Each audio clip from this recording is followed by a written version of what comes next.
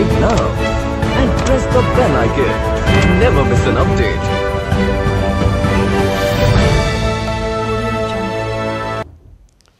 News track में फिर से एक बार आप तमाम लोगों का स्वागत है और इस्तकबाल है।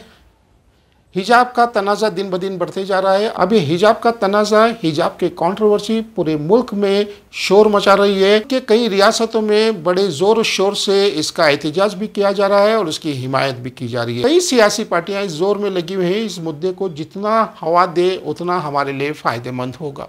लेकिन हम चाहते हैं कि तमाम मिलजुल कर इस मामले को हल करने की कोशिश करें। शिवमोगा में इस वक्त 144 का कलम लगाया गया है। इसकी असल वजह यह है कि एक मुस्लिम तलबा जो हिजाब पहनकर कॉलेज आ रही थी, उसे कुछ शरपसंदों ने, जिन्होंने भगवा रंग का स्कार्फ पहना होता, उसे रोकने की कोशिश की और यहाँ से मामला तूल पकड़ता गया। दो ग्रुप्स में बड़ी जोरदार झड़प हुई जिसमें 3 लोग जख्मी हुए। शिवमोगा के एक चौराहे पे तिरंगा की बेरुमती की गई और कुछ शरपसंदों ने वहां पे अपना भगवा झंडा लहराया।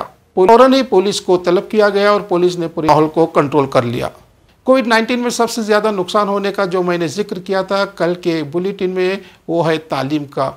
इनके चलते हुए जो लॉकडाउन लगाया गया था, नाइट कर्फ्यू लगाया गया था, वो सबको रद्द कर दिया गया। लेकिन अब बंद है तो कॉलेजेस और स्कूल्स बंद है। हिजाब का मामला तूल पकड़ता जा रहा है। इसकी वजह से कर्नाटका के चीफ मिनिस्टर ने ऐलान किया है कि कॉलेजेस और स्कूल्स को 3 दिन के लिए बंद कर दिया जाए। अब तनाज़े का मामला कोर्ट में चल रहा है, अभी तक उसकी सुनवाई नहीं हुई। लेकिन सीनियर वकील देवदत्त कामत जो दफाई वकील है उन तलबा के लिए जिन्होंने अब इस बैन पे अदालत में अर्जी दी थी, श्री दत्त का कहना यह है कि मुकद्दस कुरान में इस बात का जिक्र है कि मुस्लिम महिलाओं को हिजाब करना बेइंतहा ज़रूरी है और कोई हुकूमत, कोई सियासी पार्टी इस हुक्म को मानने से इनकार नहीं करेगी। अब सबकी निगाहें अदालत के फैसले पर लगी हुई हैं। कर्नाटका के चीफ मिनिस्टर श्री बोम्मई का कहना है कि अदालत जो फैसला करेगी हम इसे मानने के लिए तैयार हैं। अगर इसी तरह से बहुत से कॉलेजेस बंद हो जाएंगे, अगर इसी तरह से बहुत से स्कूल्स बंद हो जाएंगे तो हमारी नई जनरेशन का क्या हाल होगा। सबसे ज़्यादा जो नुकसान हुआ था, जो पिछली बुलेटिन में मैंने इस बात का जिक्र किया था कि सबसे ज़्यादा नुकसान जो हुआ था वो तालीम का है। पिछले 2 साल से स्कूल और कॉलेजेस बंद कर दिए गए थे। हर मज़हब के स्टूडेंट को इसका भारी नुकसान उठाना पड़ा। हमें चाहिए कि इस हिजाब के मामले को जल्द से जल्द ख़त्म करके तमाम स्कूल खोल दिए जाएँ। खेल की तमाम दिलचस्प खबरें, स्पोर्ट्स टॉक, खेल की बात है, एक नया चैनल आप देख रहे हैं। चलते हैं हेडलाइंस की तरफ। इस हिजाब का तनाज़ा मुल्क भर में जोर और शोर से शोर मचा रहा है। मुंबई वासियों के लिए ये बहुत बड़ी खुशखबरी है कि महीने के आखिर तक मुंबई को पूरी तरह से अनलॉक किया जाएगा। RT-PCR के नकली सर्टिफिकेट बनाने वाले शख्स को कोल्हापुर में गिरफ्तार किया गया। यूपी में काबा यानी यूपी के असेंबली इलेक्शन जल्द होने को है और वहाँ पे एक धूम सी मची हुई है। तो मुंबई शहर वालों के लिए एक बहुत बड़ी खुशखबरी ये है कि इस महीने के आखिर तक मुंबई को पूरी तरह से अनलॉक किया जाएगा। ये बयान देते हुए मुंबई की मेयर किशोरी पेडनेकर का कहना है कि मुंबई को जल्द ही पूरी तरह से अनलॉक किया जाएगा और इस महीने के आखिर तक हमने ये मन बना लिया है कि मुंबई को पूरी तरह से अनलॉक करके फिर से एक बार जिंदगी को नॉर्मल किया जाएगा। मुंबई जिसे कहते हैं कि मुंबई नेवर स्लीप्स, यानी मुंबई कभी सोती नहीं। एक बार मुंबई वासियों के लिए बेइंतहा खुशी की खबर है कि मुंबई को इस महीने के आखिर तक पूरी तरह से अनलॉक किया जाएगा। पेडनेकर का ये भी कहना है कि मुंबई को अनलॉक करने के बावजूद भी लोगों को चाहिए कि वो मास्क का इस्तेमाल करे, सोशल डिस्टेंसिंग का इस्तेमाल करे, तब जाकर हम इस कोविड-19 की वबा से बच सकते हैं। आप देख रहे हैं।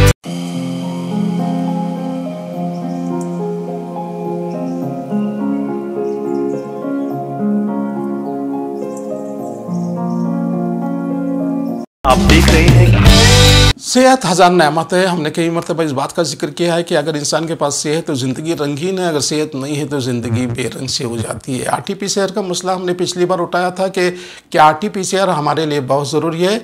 आप किसी को भी, किसी भी शख्स को भी अगर हॉस्पिटल लेकर जाएंगे, अगर उसका RT-PCR करना है तो नेक्स्ट डे आपको पॉजिटिव रिज़ल्ट मिलेगा।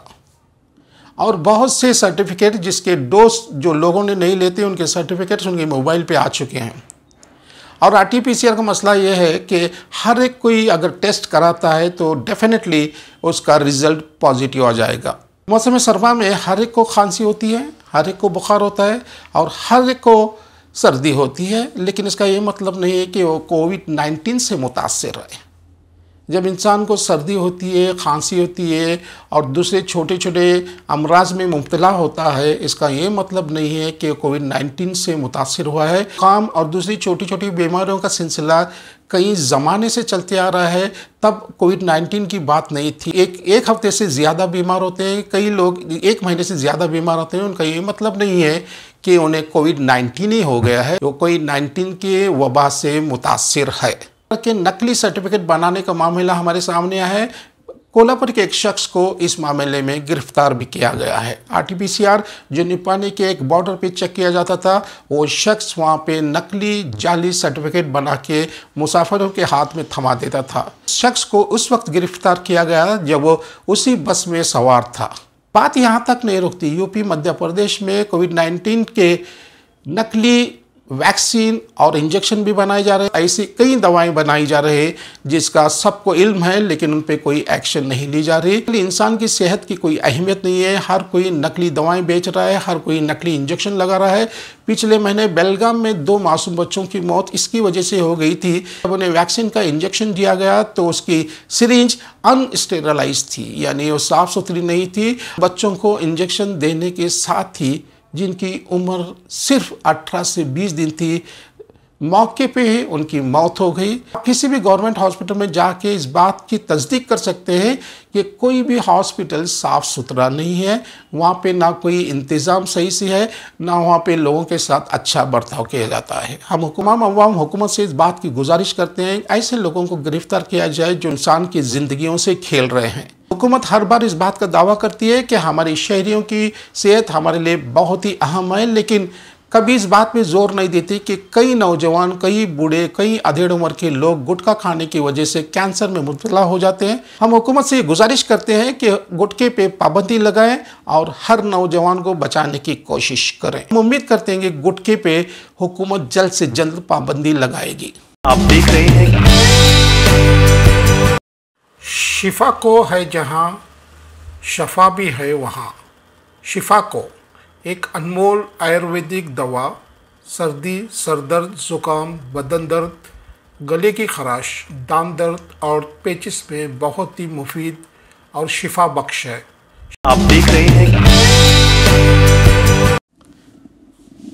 विश्वविद्यालय, यूनिवर्सिटी, कॉलेजेस और स्कूल्स पे जहाँ पे हर स्टूडेंट को अच्छी सी तालीम देना चाहिए और उसका मुस्तकबिल रोशन बनाने की कोशिश करना चाहिए। लेकिन बनारस हिंदू यूनिवर्सिटी में एक अजीब मामला सामने आया है जहाँ पे स्टूडेंट्स को उपली, हम लोग उपली कहते हैं, जैसे अंग्रेजी में कहते हैं डंक केक, यानी उपलियाँ बनाने की तरतीब दी जा रही है, जिसका सोशल मीडिया पे जमकर मजाक उड़ाया गया। हालांकि डंक केक यानी उपली बनाना एक बहुत पुराना रिवाज है और भारत के हर करिए देहात में इसे बनाया जाता है। आप देख रहे हैं